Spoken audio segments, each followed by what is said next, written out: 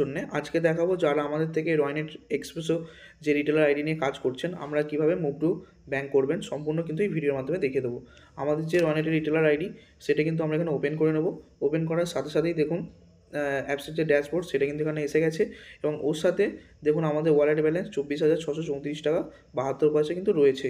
ঠিক আছে, তো আমরা এইটাকে আমাদের যে ব্যাঙ্ক অ্যাকাউন্ট আছে সেখানে ট্রান্সফার করে নেবো। কীভাবে করব?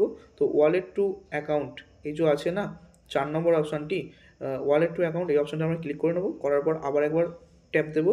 দেওয়ার পর দেখুন আমরা যে ব্যাঙ্কগুলো আছে আপনারা আপনাদের আইডিতে যে ব্যাঙ্কগুলো বসিয়েছেন সেই ব্যাঙ্কগুলো কিন্তু এখানে শো করছে। তো দেখুন আমাদের এখানে কোটাক মহিন্দ্রা এবং অ্যাক্সিস বসানো রয়েছে। ঠিক আছে, আপনারা আইডি যখন ক্রিয়েট করেন তখনও কিন্তু একটা ব্যাঙ্ক নেওয়া হয়, আপনারা চাইলেও কিন্তু ব্যাঙ্ক নতুন করে বসাতে পারেন। তো যে কোনো একটা ব্যাঙ্ক অ্যাকাউন্টে আমরা হাত দেবো। হাত দেওয়ার পর দেখুন এখানে কিন্তু দেখাচ্ছে আমার অ্যাভেলেবেল ব্যালেন্স কত, অ্যাকাউন্ট নাম্বার, নাম, কোন ব্যাঙ্ক, সব কিছু দেখাচ্ছে।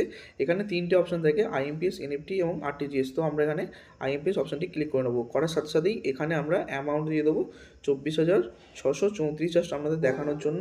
তো এখানে যে চার্জ আইএমপিএস বলে একটা চার্জ তো কাটে, সেই চার্জ কিন্তু এখানে শো করবে। তো যখনই করবেন তো দেখুন এখানে দেখিয়ে দিচ্ছে ট্রানজ্যাকশান ফি কিন্তু 5 টাকা, 24,000 পর্যন্ত 25,000 টাকা পর্যন্ত 5, এবার 25,000 পর থেকে আপনারা যত খুশি আইএমপিএস করতে পারেন। এখানে রিমার্কে কিছু লিখতে হবে না।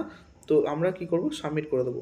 ঠিক আছে, সাবমিট করে দিলেও এখানে দেখাচ্ছে কি কিছুটা টাকা ওয়ালেটে রেখে দিতে হয়, সেই জন্য এখানে দেখাচ্ছে যে 24,619 টাকা আমি পাঠাতে পারবো। ঠিক আছে, তো এখানে আমি 24,619 টাকা আমি নিয়ে নিলাম। ঠিক আছে, তো দেওয়ার পর আমরা সাবমিট করলাম। তো এরা প্রসেসিং নিচ্ছে। তো দেখুন fund transfer has been process successfully এবং সঙ্গে সঙ্গে কিন্তু আমার এটা অ্যাকাউন্টে হয়ে যাবে। এবং দেখুন এখান থেকে কিন্তু আমার অ্যাকাউন্টটা কেটে নিয়ে 10 টাকা ওয়ালেটে রয়েছে। ওয়ালেটে 10 টাকা কেন থাকে?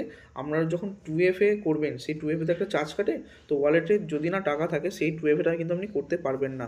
ঠিক আছে, তো এটাই ছিল প্রসেস। যদি ভিডিওটা ভালো লেগে থাকে প্লিজ ভিডিওটা লাইক, কমেন্ট এবং শেয়ার করবেন। আমাদের চ্যানেলটিকে সাবস্ক্রাইব করে রাখুন যাতে সমস্ত কোম্পানির আপডেট আমরা ফার্স্ট টাইম পেতে চান।